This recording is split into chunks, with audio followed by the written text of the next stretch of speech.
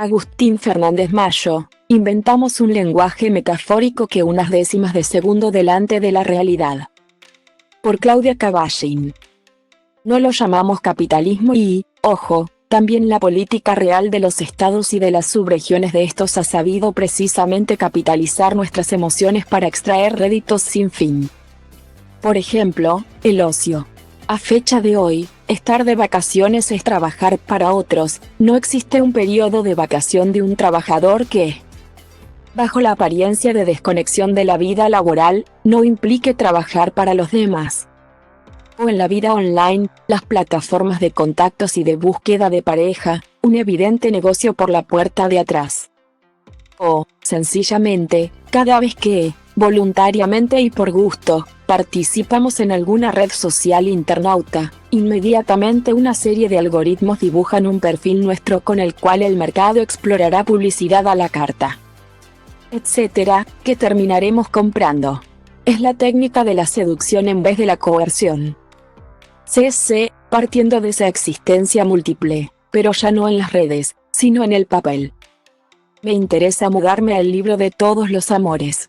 Las coincidencias y disidencias entre él y ella se mueven como un péndulo entre lo que usted integra. Como en una enciclopedia, en las múltiples páginas de las definiciones del amor.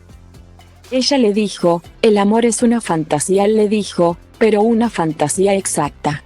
Partiendo del amor Pantone. Amor navaja, amor fósforo, amor ángel de la inteligencia artificial, y muchísimos más. Pasando por múltiples conversaciones sobre el amor y los amores, los lectores llegamos a teorías tecnológicas y mitológicas. Como la del amor exponencial que cito en esta pregunta, que lo animó a escribir esta conversación dinámica que nos lleva al retorno de los verdaderos nombres originarios. Adán y Eva, para recalcar la infinitud absoluta de la palabra amor. AFM, bueno, hacía años que venía viendo que el amor era una constante en mi obra. Y quería hablar de él explícitamente, pero no sabía cómo hacerlo, es un tema tan universal, eterno y amplio, que es probable que hagas el ridículo.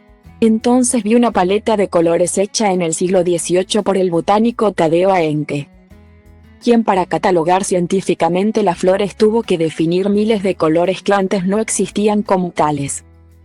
Y me dije que ese era el camino para mí y el amor, ir definiendo multitud de microamores que veía a mi alrededor.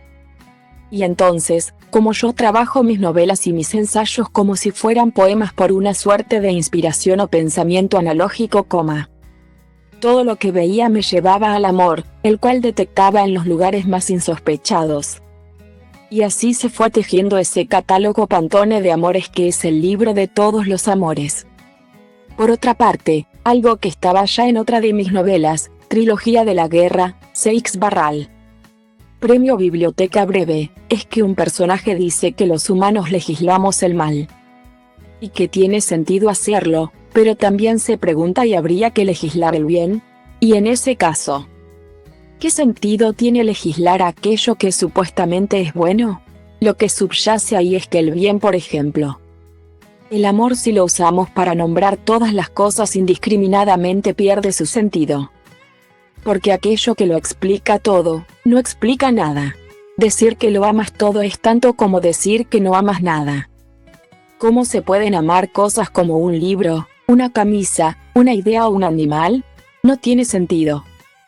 Más bien son cosas que te gustan o satisfacen, pero no a las que amas, por la sencilla razón de que el amor, si lo es, exige una conciencia de reciprocidad que esos objetos no tienen.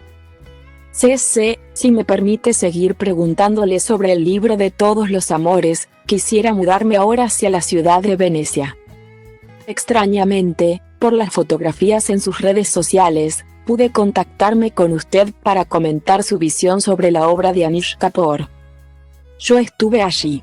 Coincidimos en el espacio, no el tiempo, pero, más allá de las redes y las imágenes. Un viaje a Venecia se puede hacer también a través de su libro. Venecia 1, Venecia 2, Venecia 3, y Venecia 4, son como los pins que se colocan en un mapa de las palabras. ¿Por qué Venecia nunca se detiene? En su obra, ¿es un destino al que nunca se puede arribar completamente? AFM, yo planteé mi ficción de esa pareja en Venecia por una cuestión de metáfora o de analogía. Si nos fijamos, Venecia es una ciudad inversa casi como en aquel genial libro de Italo Calvino. Las ciudades invisibles, porque al contrario que nuestras ciudades, la parte visible de Venecia es muy sólida piedra, mármol, etc., pero sus cimientos son endebles, móviles, fanganosos, vegetales. Porque como usted sabe, toda la ciudad se asienta en millones de troncos de árboles clavados verticalmente en las marismas. Y esta idea de Venecia como una ciudad inversa se me apareció de repente como metáfora del amor, el cual siempre creemos muy sólido pero en realidad se asienta en unos cimientos endebles, móviles, vegetales y siempre en un equilibrio inestable. Es decir, Venecia nunca se detiene porque, como el amor, es móvil e inestable. En cierto modo, Venecia no existe, es una ficción. Una emoción personal del viajero, como lo es el amor. CC, ya que menciona esa particular emoción del viajero, quisiera mudarme ahora a una breve parte de su escritura que nos motiva a todos a viajar. En Ya nadie se llamará como yo, Poesía reunida, de 1998 a 2012, ese movimiento viajante se traslada en el tiempo. 67. 1.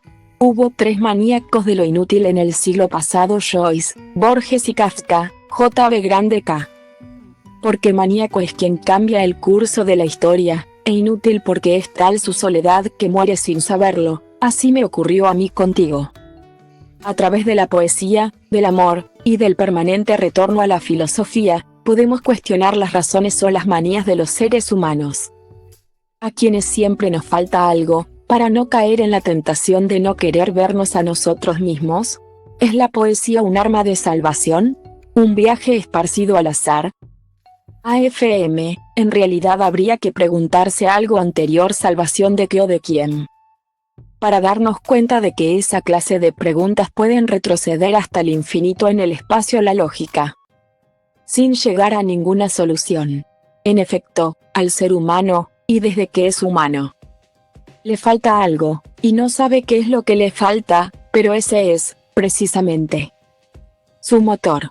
Las piedras, el petróleo, los ríos, los animales o los productos comerciales están en constante sintonía con el mundo. Ni les falta ni les sobra nada, pero el humano está en constante dialéctica con su entorno. Busca algo y no sabe qué, y por eso precisamente inventamos un lenguaje metafórico. Un lenguaje que va unas décimas de segundo por delante de la realidad. Es decir, esa tara que tenemos es también nuestra virtud y lo que nos dota de una inteligencia compleja. Entonces, la poesía, tal como yo lo veo, es ese momento máximo de querer ir por delante de la realidad misma, de lo factual, de las cosas contantes y sonantes. Pero no creo que exista una salvación como tal porque, en realidad, no hay nada de lo que salvarse, a no ser que queramos regresar al mismo estado que los peces, los automóviles o las piedras. No es mi caso. En resumen, no creo que exista un nosotros mismos.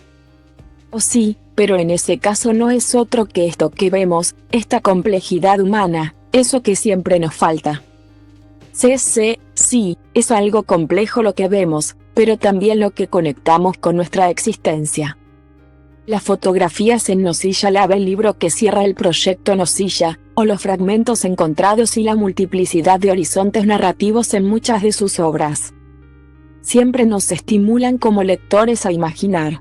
También lo hace la música, donde una lista de genealogías puede unir a Beethoven con Animal Collective, o a Wagner con Nirvana, en Limbo, o los textos no literarios, como Twitter, donde usted cita dice Kundera que dice Guðbergur Bergson que en Islandia los granjeros enfocan sus prismáticos en la lejanía para observar a otros granjeros quienes, a su vez, también miran con prismáticos. Volviendo al punto de inicio de nuestra conversación. ¿Cree usted que la literatura se terminará implícitamente convirtiendo en mundo necesario de soledades que se espían y no paran de girar?